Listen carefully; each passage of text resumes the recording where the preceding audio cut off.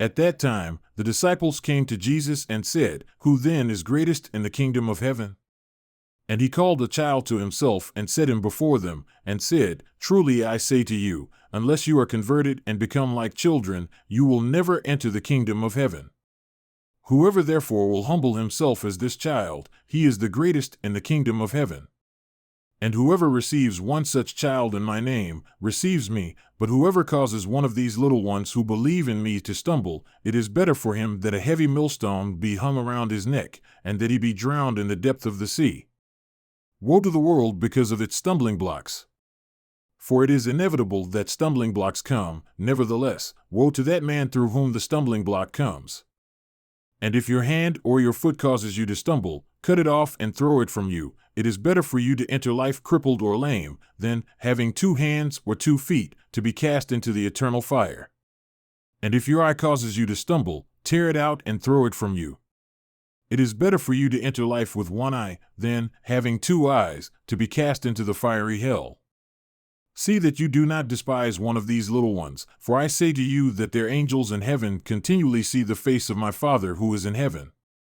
For the Son of Man has come to save that which was lost. What do you think?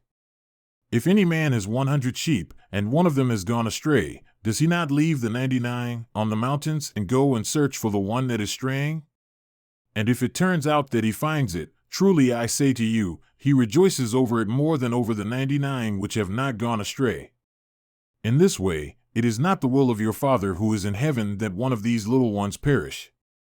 Now if your brother sins, go and show him his fault, between you and him alone. If he listens to you, you have won your brother. But if he does not listen to you, take 1 or 2 more with you, so that by the mouth of 2 or 3 witnesses every fact may be confirmed. And if he refuses to listen to them, tell it to the church. And if he refuses to listen even to the church, let him be to you as the Gentile and the tax collector. Truly I say to you, whatever you bind on earth shall have been bound in heaven, and whatever you loose on earth shall have been loosed in heaven. Again I say to you, that if 2 of you agree on earth about anything that they may ask, it shall be done for them by my Father who is in heaven. For where 2 or 3 have gathered together in my name, I am there in their midst. Then Peter came and said to him, Lord, how often shall my brother sin against me, and I forgive him? Up to 7 times? Jesus said to him, I do not say to you, up to 7 times, but up to 70 times 7. For this reason the kingdom of heaven may be compared to a king who wished to settle accounts with his slaves. When he had begun to settle them, one who owed him 10,000 talents was brought to him. But since he did not have the means to repay, his lord commanded him to be sold, along with his wife and children and all that he had, and repayment to be made.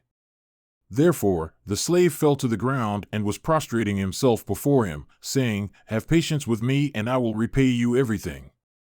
And feeling compassion, the lord of that slave released him and forgave him the debt.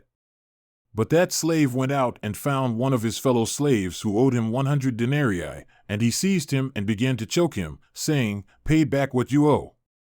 So his fellow slave fell to the ground and was pleading with him, saying, Have patience with me, and I will repay you. But he was unwilling and went and threw him in prison until he should pay back what was owed.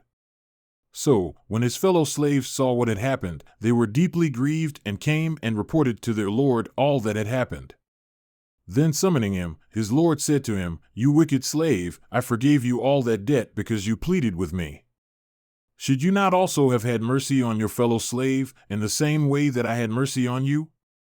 And his lord, moved with anger, handed him over to the torturers until he should repay all that was owed him. My heavenly Father will also do the same to you, if each of you does not forgive his brother from your hearts.